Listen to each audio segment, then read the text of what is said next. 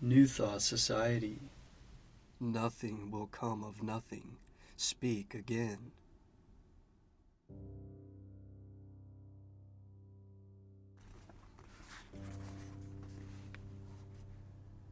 Act 4, Scene 1.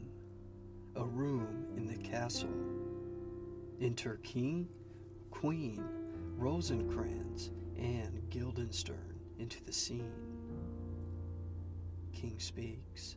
There's matter in these sighs, these profound heaves. You must translate, 'tis fit we understand them. Where is your son? Queen replies, bestow this place on us a little while. Exeunt Rosencrantz and Guildenstern from the scene. Queen continues, Ah, mine own lord, what have I seen tonight? King questions, What, Gertrude, how does Hamlet? Queen responds, Mad as the sea and wind, when both contend which is the mightier. In his lawless fit, behind the arras, hearing something stir, whips out his rapier, cries, A rat, a rat! And in this brainish apprehension, kills the unseen good old man. King exclaims, Oh, heavy deed! It had been so with us, had we been there. His liberty is full of threats to all, to you yourself, to us, to everyone. Alas, how shall this bloody deed be answered? It will be laid to us, whose providence should have kept short, restrained, and out of haunt. This mad young man, but so much was our love, we would not understand what was most fit, but, like the owner of a foul disease, to keep it from divulging. Let it feed even on the pith of life. Where is he gone?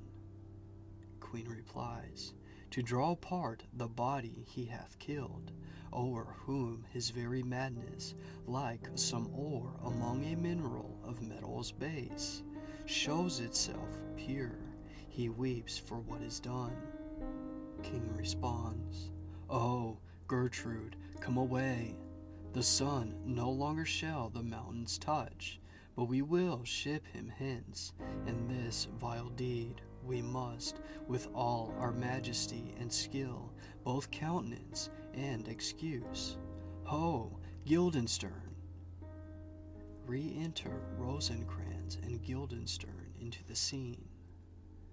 King continues, Friends, both, go join you with some further aid. Hamlet in madness hath Polonius slain, and from his mother's closet hath he dragged him. Go seek him out, speak fair, and bring the body into the chapel.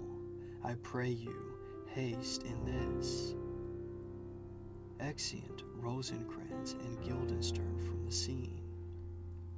King continues, Come, Gertrude, we'll call up our wisest friends, and let them know both what we mean to do, and what's untimely done, whose whisper o'er the world's diameter, as level as the cannon in his blank transports his poisoned shot, may miss our name and hit the woundless air. Oh, come away, my soul is full of discord and dismay. Exeunt King from the scene. End of Scene 1.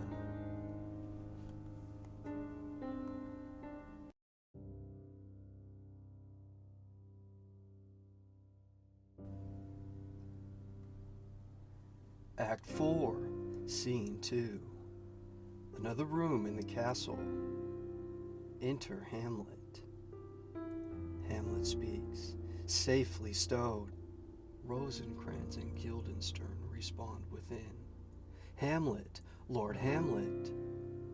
Hamlet responds, But soft, what noise? Who calls on Hamlet? Oh, here they come.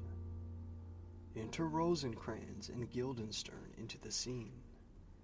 Rosencrantz questions, What have you done, my lord, with the dead body? Hamlet replies, Compounded it with dust, whereto 'tis kin. Rosencrantz responds. Tell us where 'tis, that we may take it thence, and bear it to the chapel. Hamlet replies, Do not believe it. Rosencrantz questions, Believe what? Hamlet responds, That I can keep your counsel and not my own. Besides, to be demanded of a sponge, what replication should be made by the son of a king? Rosencrantz questions, Take you me for a sponge, my lord? Hamlet replies, sir, that soaks up the king's countenance, his rewards, his authorities. But such officers do the king best service in the end. He keeps them, like an ape, in the corner of his jaw, first mouth to be last swallowed. When he needs what you have gleaned, it is but squeezing you, and, sponge, you shall be dry again. Rosencrantz replies, I understand you not, my lord. Hamlet continues, I am glad of it. A knavish speech sleeps in a foolish ear. Rosencrantz replies, My lord, you must tell us where the body is, and go with us to the king. Hamlet continues, The body is with the king, but the king is not with the body. The king is a thing. Guildenstern questions, A thing, my lord? Hamlet continues, Of nothing, bring him to me, hide fox and all after. Exeunt all from the scene. End of Scene 2.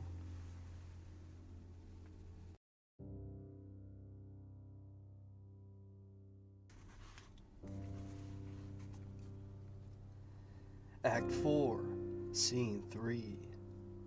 Another room in the castle. Enter king and attended into the scene.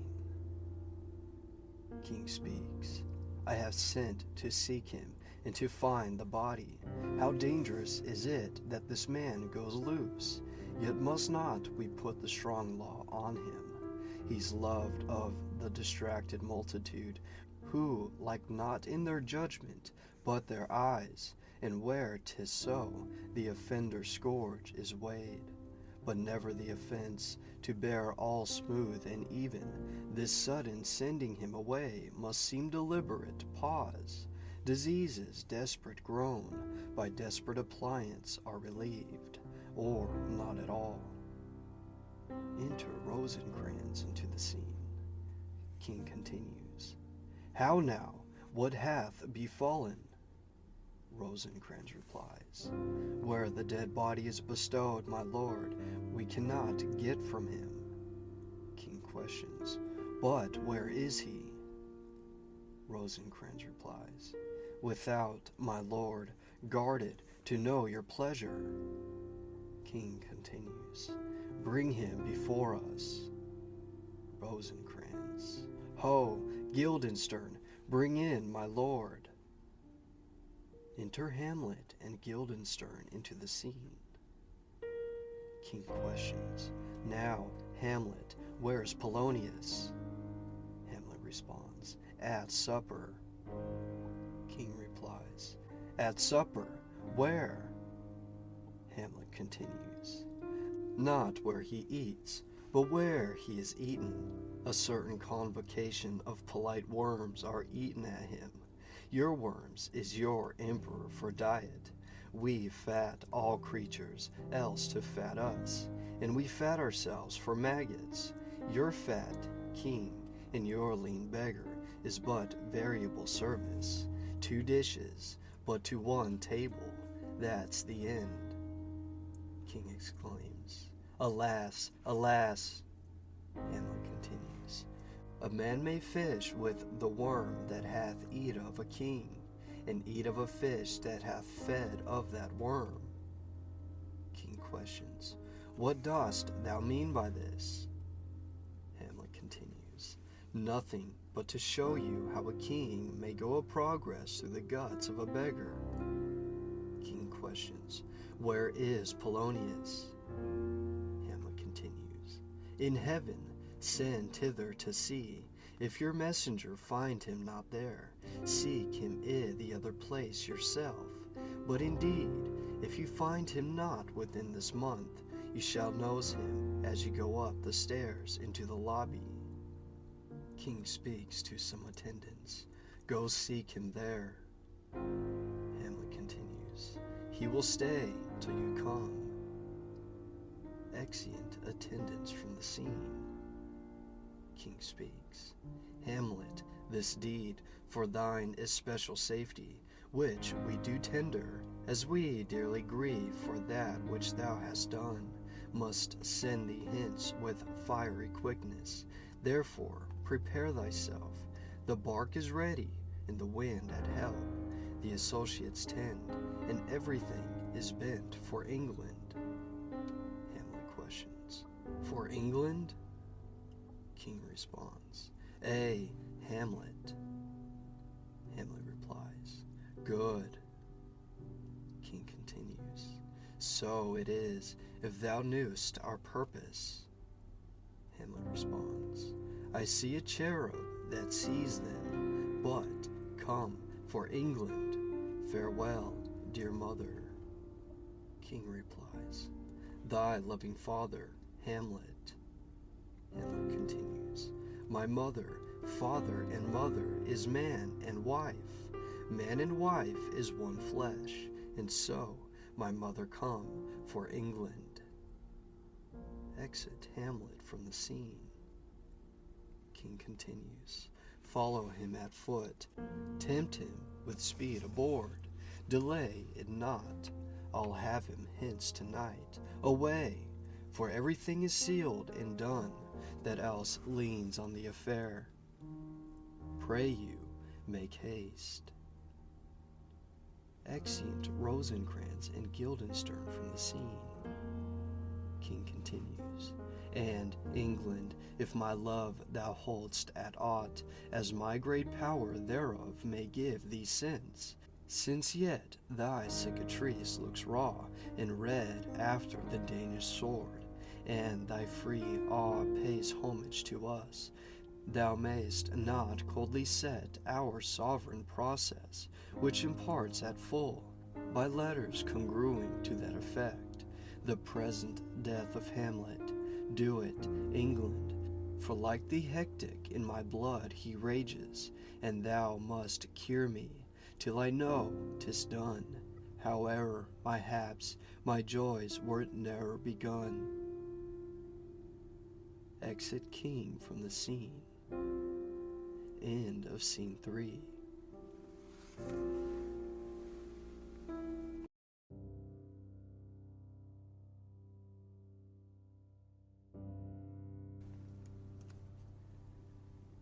Act 4, Scene 4.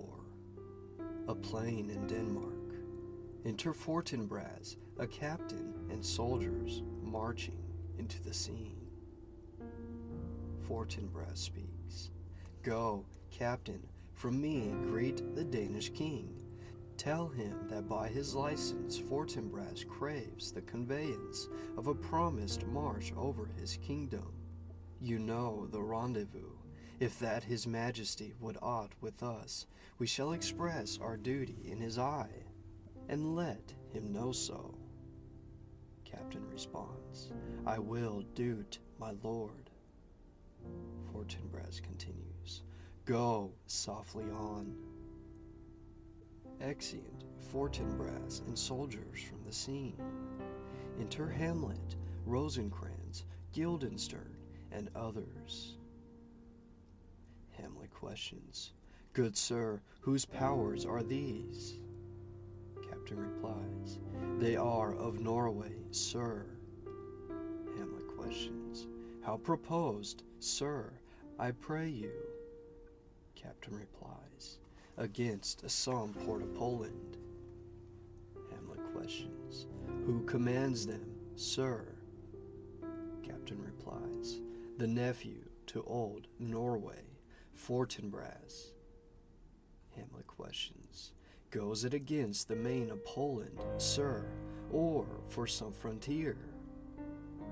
Captain responds, truly to speak, and with no addition, we go to gain a little patch of ground, that hath in it no profit but the name, to pay 5 ducats, 5, I would not farm it, nor will it yield to Norway or the Pole a ranker rate, should it be sold in thee. Hamlet responds, why, then, the Polack never will defend it. Captain replies, yes, it is already garrisoned. Hamlet continues, 2,000 souls and 20,000 ducats will not debate the question of the straw. This is the impostume of much wealth and peace, that inward breaks, and shows no cause without why the man dies. I humbly thank you, sir. Captain responds, God be with you, sir. Exit Captain from the scene. Rosencrantz questions, wilt please you go, my lord? Hamlet responds, I'll be with you straight, go a little before. Exeunt all but Hamlet from the scene. Hamlet continues, how all occasions do inform against me, and spur my dull revenge. What is a man if his chief good and market of his time be but to sleep and feed? A beast, no more. Sure, he that had made us with such large discourse, looking before and after, gave us not that capability and godlike reason to fuss in us unused. Now, whether it be bestial oblivion, or some craven scruple of thinking too precisely on the event, a thought which, quartered, hath but 1 part wisdom, and ever 3 parts coward, I do not know why yet I live to say this thing's to do. Sith I have cause, and will, and strength, and means to do't. Examples gross as earth exhort me. Witness this army of such mass a charge, led by a delicate and tender prince, whose spirit with divine ambition puffed makes mouths at the invisible event, exposing what is mortal and unsure to all that fortune, death, and danger dare, even for an eggshell. Rightly to be great is not to stir without great argument, but greatly to find quarrel in a straw when honor's at the stake. How stand I then, that have a father killed, a mother stained, excitements of my reason and my blood, and let all sleep, while to my shame I see the imminent death of 20,000 men, that, for a fantasy and trick of fame, go to their graves like beds, fight for a plot, whereon the numbers cannot try the cause, which is not tomb enough and continent to hide the slain. Oh, from this time forth, my thoughts be bloody, or be nothing worth. Exit Hamlet from the scene. End of Scene 4.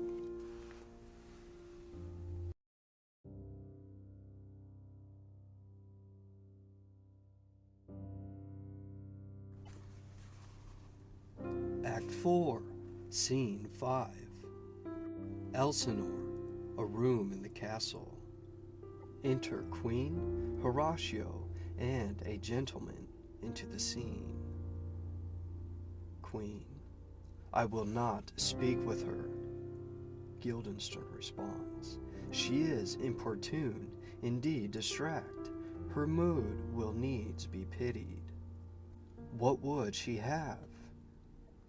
Gentleman replies, she speaks much of her father, says she hears there's tricks of the world, and hymns and beats her heart, spurns enviously at straws, speaks things in doubt that carry but half sense. Her speech is nothing, yet the unshaped use of it doth move the hearers to collection. They aim at it, and botch the word up fit to their own thoughts, which, as her winks and nods and gestures yield them, indeed, would make one think there might be thought, though nothing sure, yet much unhappily. Horatio adds, 'Twere good she was spoken with, for she may strew dangerous conjectures in ill-breeding minds. Queen replies, Let her come in. Exit gentlemen from the scene. Queen continues aside. To my sick soul, as sin's true nature is, each toy seems prologue to some great amiss. So full of artless jealousy is guilt, it spills itself in fearing to be split. Re-enter gentlemen with Ophelia into the scene. Ophelia questions, Where is the beauteous majesty of Denmark? Queen exclaims, How now, Ophelia? Ophelia sings, How should I, your true love, know from another one, by his cockle hat and staff, and his scandal shoon? Queen questions, Alas, sweet lady, what imparts this song? Ophelia replies, Say you, nay, pray you, mark. Ophelia sings, He is dead and gone, lady, he is dead and gone. At his head a grass-green turf, at his heels a stone. Oh, oh. Queen responds, Nay, but, Ophelia. Ophelia continues, Pray you, mark. Ophelia sings, White his shroud as a mountain snow. Enter king into the scene. Queen speaks, Alas, look here, my lord. Ophelia continues to sing, Larded with great flowers, which, bewept, to the grave did go with true love showers. King questions, How do you, pretty lady? Ophelia replies, Well, God illed you. They say the owl was a baker's daughter. Lord, we know what we are, but know not what we may be. God be at your table. King responds, Conceit upon her father. Ophelia continues, Pray you, let's have no words of this, but when they ask you what it means, say you this. Ophelia sings, Tomorrow is Saint Valentine's Day, all in the morning be time, and I, a maid at your window, to be your Valentine. Then up he rose, and donned his clothes, and duped the chamber door, let in the maid, that out a maid, never deported more. King exclaims, Pretty Ophelia. Ophelia responds, Indeed, law, without an oath, I'll make an end on't. Ophelia sings, By Gis and by Saint Charity, alack, and fie for shame. Young men will do't, if they come to't, by cock they are to blame. Quoth she, Before you tumbled me, you promised me to wed. He answers, So would I had done, by yonder sun, and thou hadst not come to my bed. King questions, How long hath she been thus? Ophelia continues, I hope all will be well. We must be patient, but I cannot choose but weep, to think they should lay him i' the cold ground. My brother shall know of it, and so I thank you for your good counsel. Come, my coach, good night, ladies, good night, sweet ladies, good night, good night. Exit Ophelia from the scene. King speaks, Follow her closely, give her good watch, I pray you. Exit Horatio from the scene. King continues, Oh, this is the poison of deep grief, it springs all from her father's death. O Gertrude, Gertrude, when sorrow come, they come not single spies, but in battalions. First her father slain, next your son gone, and he most violent author of his own just remove. The people muddied, thick and unwholesome in their thoughts and whispers, for good Polonius's death, and we have done but greenly, in hugger-mugger to enter him. Poor Ophelia, divided from herself in her fair judgment, without the which we are pictures, or mere beasts.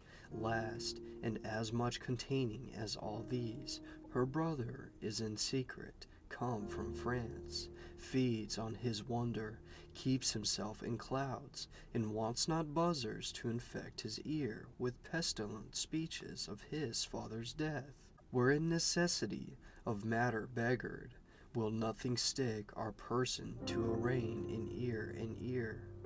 Oh, my dear Gertrude, this, like to a murmuring peace, in many places gives me superfluous death. A noise happens within. Queen questions, Alack, what noise is this? King replies, Where are my Switzers? Let them guard the door. Enter another gentleman into the scene. King continues, What is the matter? Gentleman responds, Save yourself, my lord.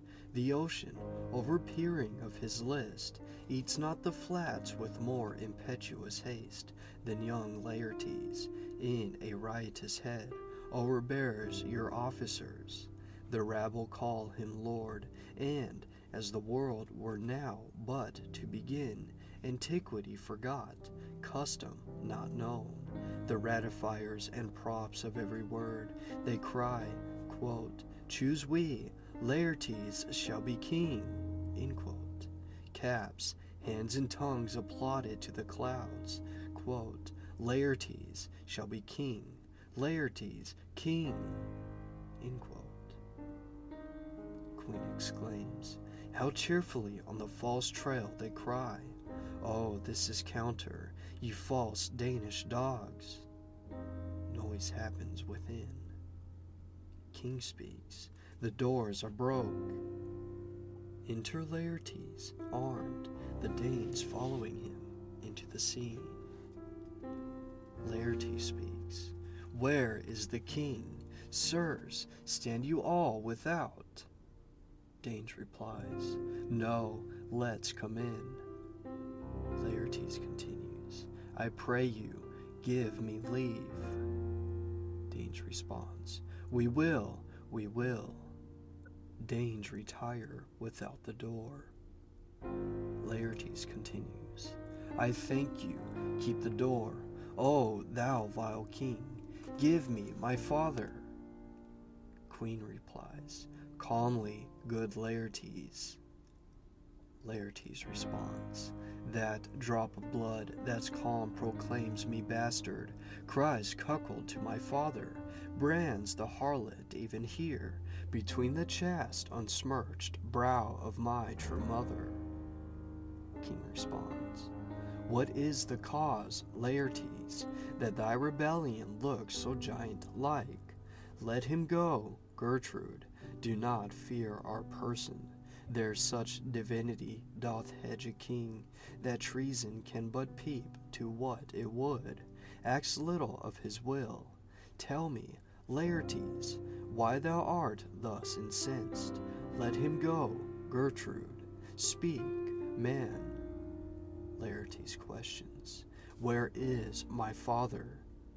King responds, Dead.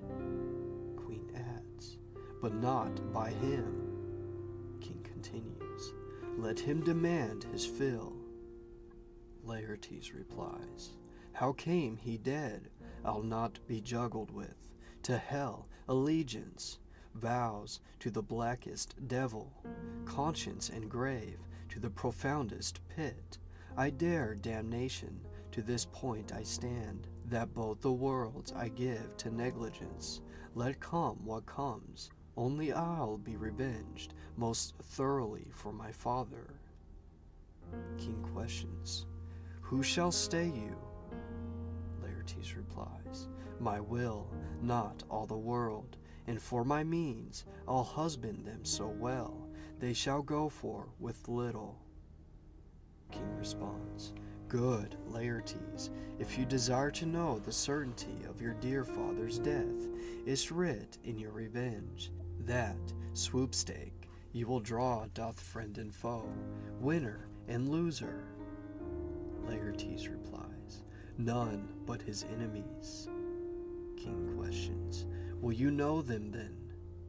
Laertes continues, To his good friends thus wide I'll ope my arms, and, like the kind life-rendering pelican, repass them with my blood. King responds, Why, now you speak like a good child and a true gentleman, that I am guiltless of your father's death, and am most sensibly in grief for it. It shall as level to your judgment pierce as day does to your eye. Dane speaks within, Let her come in. Laertes, How now? What noise is that? Re-enter Ophelia into the scene. Laertes continues, O heat, dry up my brains, tears 7 times salt, burn out the sense and virtue of mine eye. By heaven, thy madness shall be paid with weight, till our scale turn the beam. O Rose of May, dear maid, kind sister, sweet Ophelia, O heavens, is't possible a young maid's wits should be as mortal as an old man's life? Nature is fine in love, and where 'tis fine it sends some precious instance of itself after the thing it loves. Ophelia responds, singing, They bore him barefoot on the bier, hey, nun, nani, nani, hey, nani, and in his grave rained many a tear. Fare you well, my dove. Laertes replies, Hadst thou thy wits, and didst persuade revenge, it could not move thus. Ophelia replies, singing, You must sing down a down, and you call him a downa. Oh, how the wheel becomes it! It is the false steward that stole his master's daughter. Laertes replies, This nothing's more than matter. Ophelia continues, There's rosemary, that's for remembrance, pray you, love, remember, and there is pansies, that's for thoughts. Laertes responds, A document in madness, thoughts and remembrance fitted. Ophelia continues, There's fennel for you, and columbines, there's rue for you, and here's some for me. We may call it herb of grace o' Sundays. Oh, you must wear your rue with a difference. There's a daisy, I would give you some violets, but they withered all when my father died. They say a maid a good end. Laertes sings, For bonny sweet Robin is all my joy. Laertes responds, Thought and affliction, passion, hell itself, she turns to favor and to prettiness. Ophelia sings, And will a not come again, and will a not come again. No, no, he is dead. Go to thy deathbed, he never will come again. His beard was as white as snow, all flaxen was his poll. He is gone, and we cast away moan. God have mercy on his soul, and of all Christian souls I pray God, God be with you. Exit Ophelia from the scene.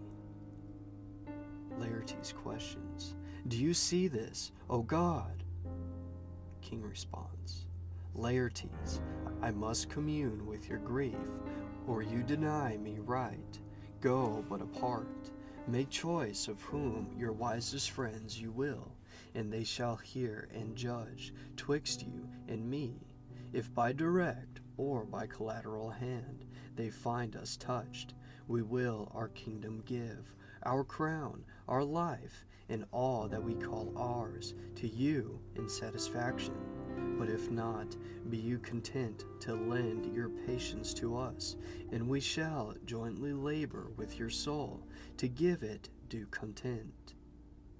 Laertes replies, Let this be so, his means of death, his obscure funeral, no trophy, sword, nor hatchment o'er his bones, no noble rite, nor formal ostentation, cry to be heard, as 'twere from heaven to earth, that I must call't in question.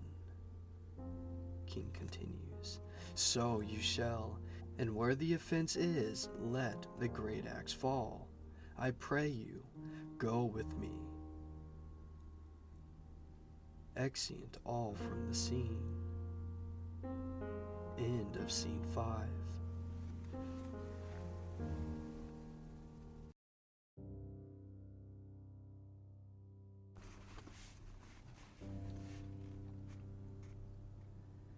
Act 4, Scene 6.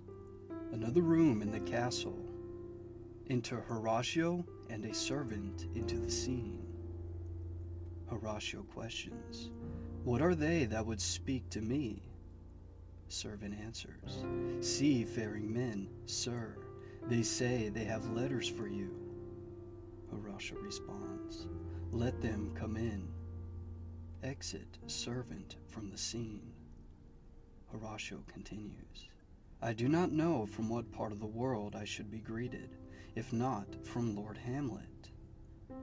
Enter sailors into the scene. First sailor speaks, God bless you, sir. Horatio responds, Let him bless thee too. First sailor, He shall, sir, an't please him. There's a letter for you, sir. It comes from the ambassador that was bound for England. If your name be Horatio, as I am led to know it is. Horatio reads the letter. Quote, Horatio, when thou shalt have overlooked this, give these fellows some means to the king. They have letters for him. Ere we were 2 days old at sea, a pirate of very warlike appointment gave us chase. Finding ourselves too slow of sail, we put on a compelled valor, and in the grapple I boarded them. On the instant they got clear of our ship, so I alone became their prisoner. They have dealt with me like thieves of mercy, but they knew what they did. I am to do a good turn for them. Let the king have the letters I have sent, and repair thou to me with as much speed as thou wouldst fly death. I have words to speak in thine ear will make thee dumb, yet are they much too light for the bore of the matter. These good fellows will bring thee where I am. Rosencrantz and Guildenstern hold their course for England. Of them I have much to tell thee. Farewell. He that thou knowest thine. Hamlet. End quote. Come, I will make you way for these your letters, and do't the speedier, that you may direct me to him from whom you brought them. Exeunt all from the scene. End of scene 6.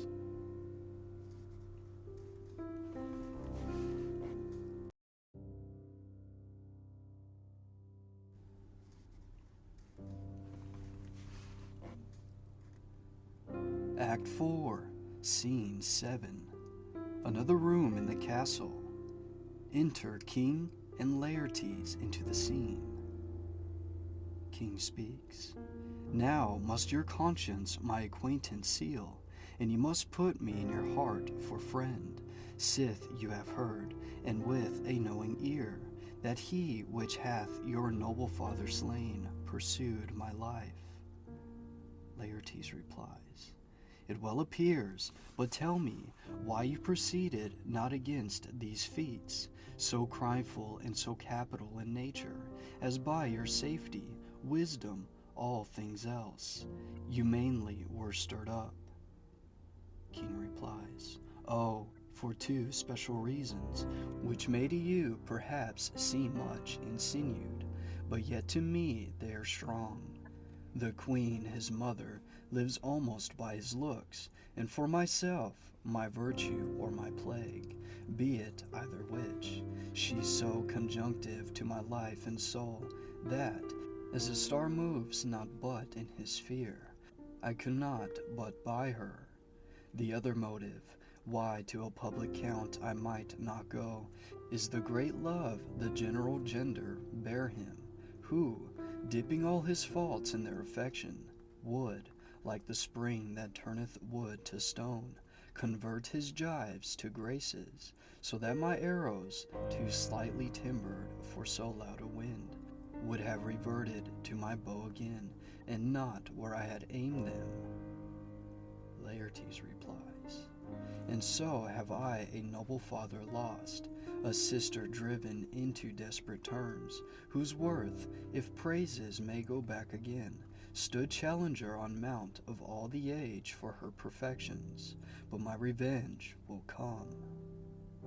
King responds, break not your sleeps for that. You must not think that we are made of stuff so flat and dull, that we can let our beard be shook with danger, and think in pastime. You shortly shall hear more.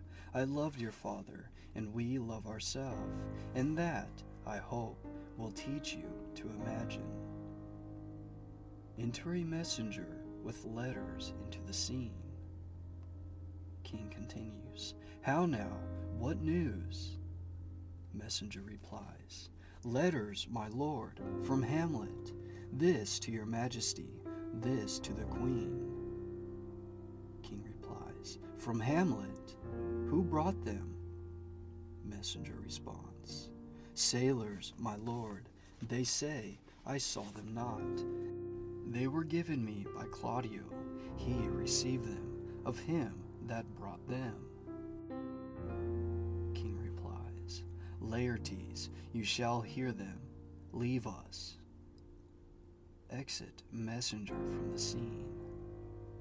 King reads the letter. Quote, high and mighty, you shall know I am set naked on your kingdom.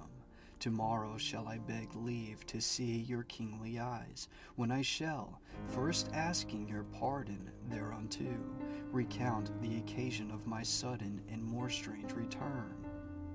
Hamlet. End quote. King continues, what should this mean? Are all the rest come back, or is it some abuse, and no such thing? Laertes questions, know you the hand?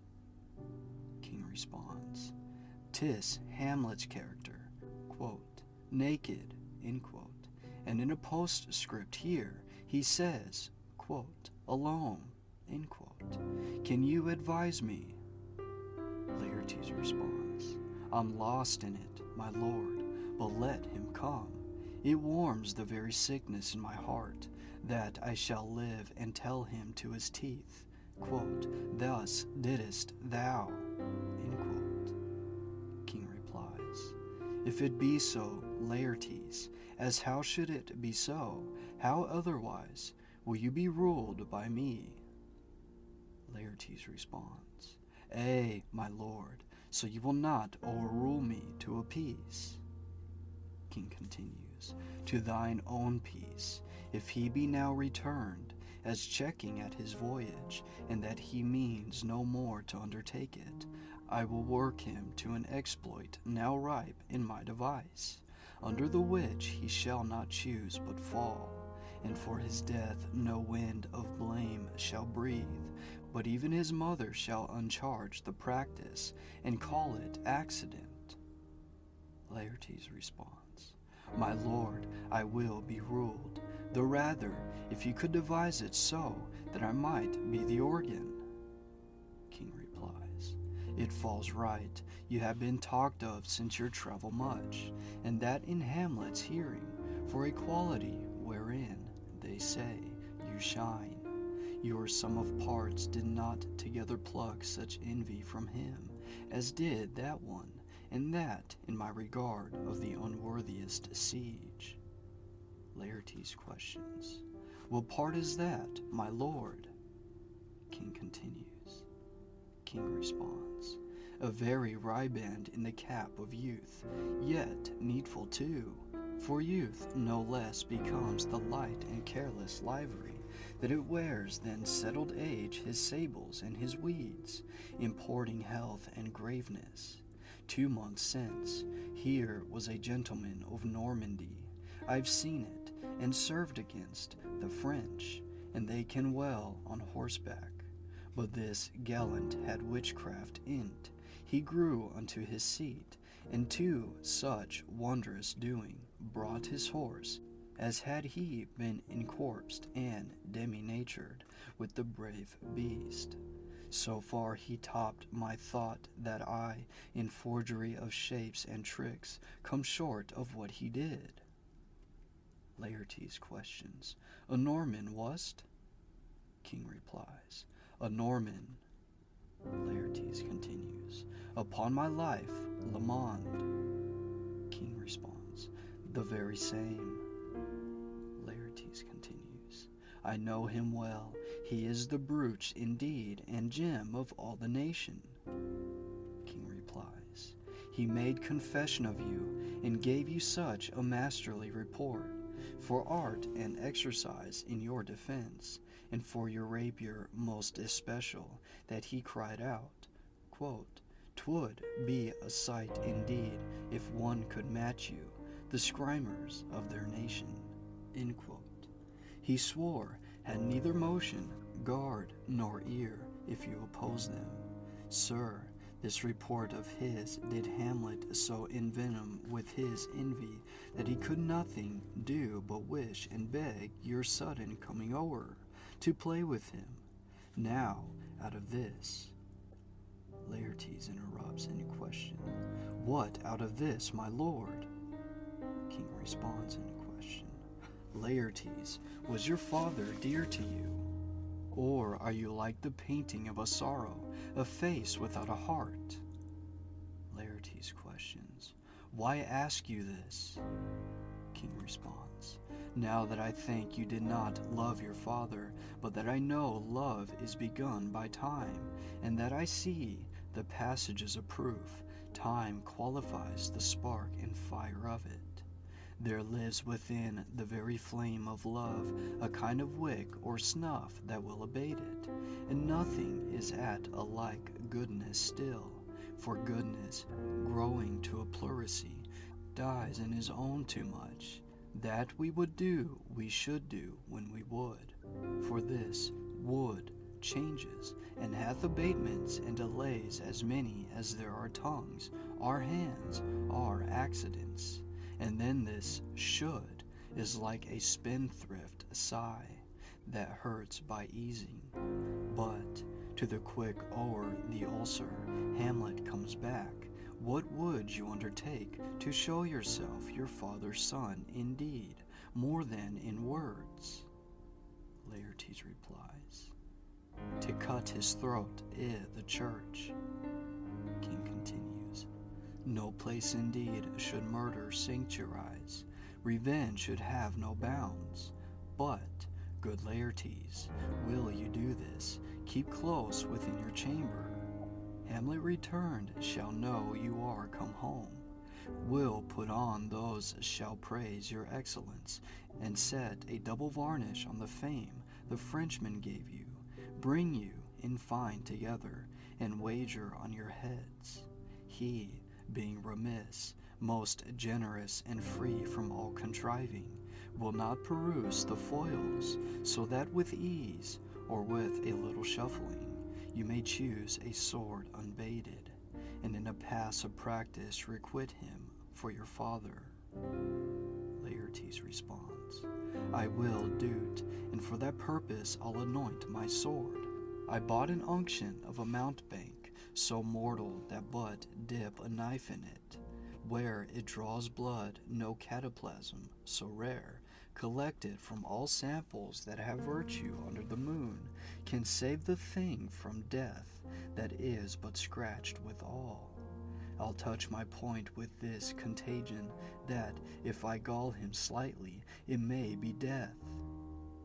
King replies, Let's further think on this, weigh what convenience both of time and means may fit us to our shape.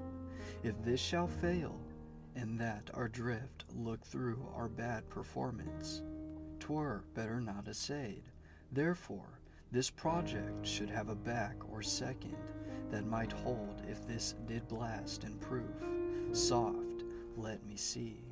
We'll make a solemn wager on your cunnings. I hat. When in your motion you are hot and dry, as make your bouts more violent to that end, and that he calls for drink, I'll have prepared him a chalice for the nonce, whereon, but sipping, if he by chance escape your venom struck, our purpose may hold there. But stay, what noise? Enter Queen into the scene. King continues, How now, sweet Queen? Queen speaks, One woe doth tread upon another's heel, so fast they follow. Your sister's drowned, Laertes. Laertes responds, Drowned? Oh, where? Queen replies, There is a willow grows aslant a brook that shows his hoar leaves in the glassy stream. There with fantastic garlands did she come, of crowflowers, nettles, daisies, and long purples, that liberal shepherds give a grosser name. But our cold maids do dead men's fingers call them. There, on the pendant boughs her coronet weeds, clamoring to hang. An envious sliver broke, when down her weedy trophies and herself fell in the weeping brook. Her clothes spread wide, and mermaid-like awhile they bore her up, which time she chanted snatches of old tunes, as one incapable of her own distress, or like a creature native and endued unto that element. But long could it not be till that her garments, heavy with their drink, pulled the poor wretch from her melodious lay to muddy death. Laertes exclaims, Alas, then she is drowned. Queen replies, Drowned, drowned. Laertes continues, Too much of water hast thou, poor Ophelia, and therefore I forbid my tears. But yet it is our trick, nature of her custom holds. Let shame say what it will, when these are gone, the woman will be out. Adieu, my lord, I have a speech of fire that fain would blaze, but that this folly doots it. Exit Laertes from the scene. King speaks, Let's follow Gertrude. How much I had to do to calm his rage, now fear I this will give it start again. Therefore, let's follow. Exeunt all from the scene. End of scene 7.